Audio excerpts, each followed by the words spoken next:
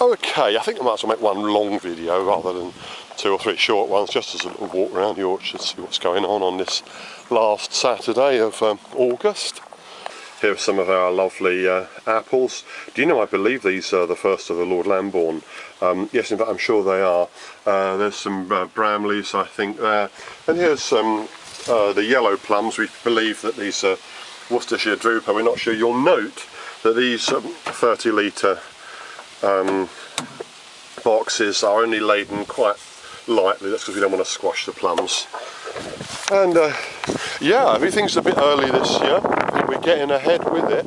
It's an astounding year. I've said a lot about plums. I'll just say a little bit of the, winding up about plums, really. There's always a lot of waste in an orchard, and in any enterprise you've got some waste. This is, it's just come separate from the tree at a touch. This is the last of the Victoria plums. These are very, very soft. I may make some of these into wine rather than market them, but we're not worried because the tree's paid us well. You can see these are some of the stakes that I put up, which I'll store these carefully so I can use again next year. Yeah, these yellow plums, I think they're Worcestershire Drooper. I'm not sure. You might think, well, why on earth does he not know what plums he's growing? The answer to that is that this is a tree we found growing in the back garden of the first house that we owned.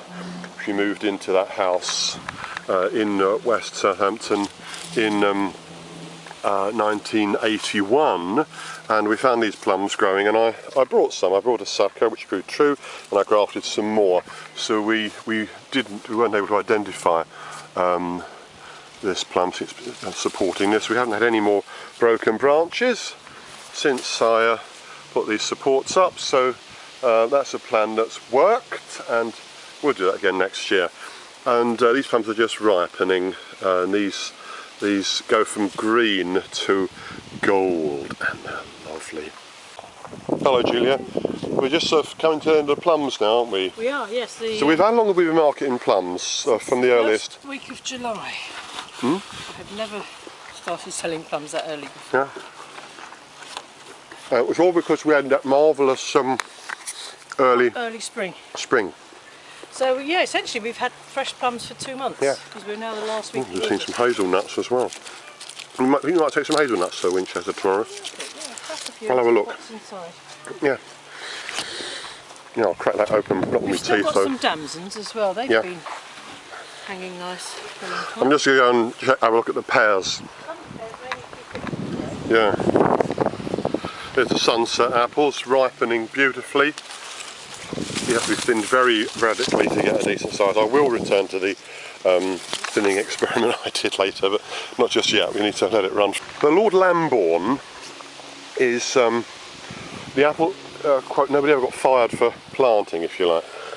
Yeah, the Lambourne is a very reliable apple. One of the things to say about it is that it's a sort of medium flavour and texture. Dessert apples, eating apples, tend to be described as either vinous, which is more to the American flavour, the Golden Delicious, Macintosh, Red Delicious, Northern Spy, that sort of apple. It's crunchy, not very strong flavoured, and a bit like the American flavour of beers, the Coors, the American Budweiser, crisp and frankly rather lacking in strong character. The vinous type of apple. On the other hand, there are apples like Cox's Orange Pippin or Orleans Renette, the more European or English sort of style, which are more full of aromatic flavours, and these are more favoured in England. But Lord Lambourne is a sort of compromise apple. It's sort of halfway between a vinous flavour and an aromatic. And as you can see here, I'm walking down this section of the orchard. It's a pretty steady cropper. That an apple tree laden with fruit like this is really quite a gladsome sight. and I'm able to walk around these very freely because this is one of the sections of the orchard where we quite deliberately removed alternate trees. You can see here there's a bit of a rootstock coming up where I dug a tree out. You'll recall I was beautifully parodied by my good friend Mr. Entropy last year, pushing some of these trees out. I'm afraid I haven't really lost any weight since then, but that's the way it goes. But yeah, these trees are now quite widely separated, and all right, someone will say, hey, the modern style of growing apples is to have trees growing about 3 feet apart, very tall, in post and wire situations. Yes, I know that actually, because I take the industry magazine, but this is my orchard and I do it my way. I'm not so interested in maximising profits as I'm in producing a beautiful place where our friends can come and enjoy and bring their paintbrushes and their guitars and stuff and have a good time here. And we'll take some really fine apples to market, and people will be glad of them, and they'll all fully ripen because I've got plenty of sun. Anyway, I'm just wandering up through the Lambourns past. Interestingly, this by contrast, this is a variety called Sturma Pippin, which has a lot to be said for it, but there's a rotten crop on it this year. It's a disappointment. That's the way it goes. And I'm afraid we've got some broken branches here. I started to do a bit of propping. This is Kidd's Orange Red. It's another apple I highly recommend. It's got more flavour. It's a much more rich flavoured apple variety, the Kidd's Orange Red, much more richly flavoured than Lord Lambourn. I mean, I like both, but I prefer this one. It's good every cropper.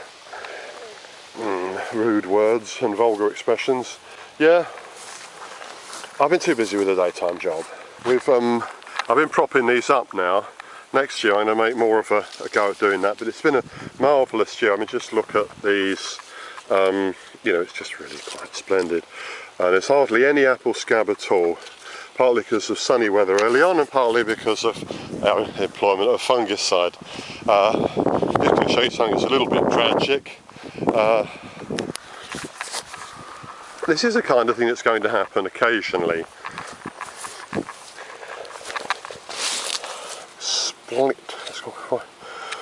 What I'm probably going to have to do with this, you can see that's gone down so deep.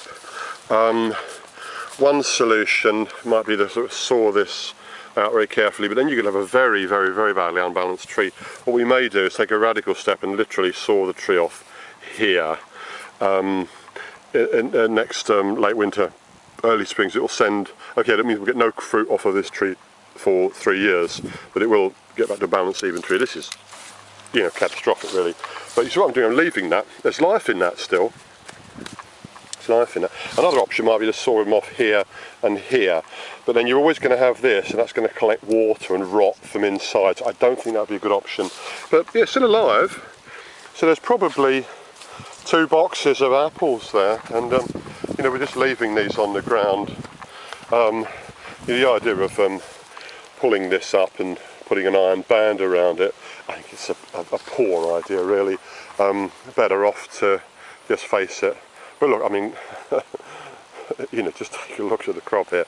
We're going to get 35 kilograms of apples off of this tree. So, I mean, look, you lose a tree now and then, it's not a disaster. And here's the epicures, picked clean. But these are the epicures. These have been picked over. We've been selling these for a little while.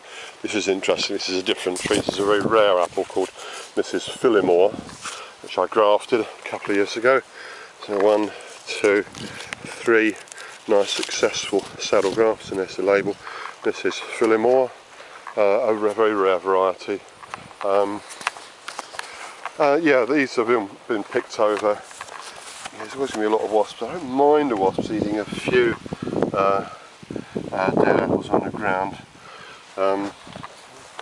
Watch out for a sting when you're picking them up. Pears. Yeah, amazing. As discussed, these ones are Concord. I think we're going to probably pick these today and take to market. You do need to pick them before they're ripe. Everything's really rather early. These are the wasp traps I put up. What have we got in them? Oh, blow me down, I think we've got some wasps in them. I don't know if you can see that, but I can count 1, 2, 3, 4. Oh, there's a dozen dead wasps in there. Wasp traps. Do I have any sympathy for the wasps who are caught and drowning in my trap? Well, do they have any sympathy for me as I look at my apple, at my pears in particular, which have been destroyed? Some people say there's got to be a balance in nature. Yeah, I go along with that, and that includes my right to grow and sell pears. Seems reasonably balanced to me. A bicycle in a tube there to hold this up. Yeah. Conference. Yes, I've been eating a few pears. I think these are probably ready. I can't believe it. What this is carrying. These pyramids, if you remember, hardly had any pruning at all. They've just more or less left to grow as they were. My goodness. I'm not going to estimate these very rapidly, but I think there is 1, 2, 7, there was 7. I think there's at least 12 pounds of pears on this, for say 5 kilos, and we'll be offering these to the market at £3 a kilo tomorrow, so you can do the maths on that.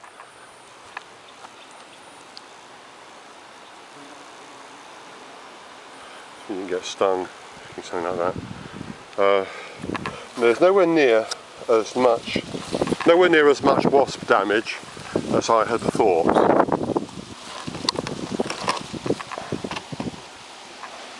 There are at least 20 dead wasps in this wasp trap. 1 or 2 of them are still struggling. I'm sorry you're not getting any sympathy. Oh, that's where it goes. I better sign off now and do some work.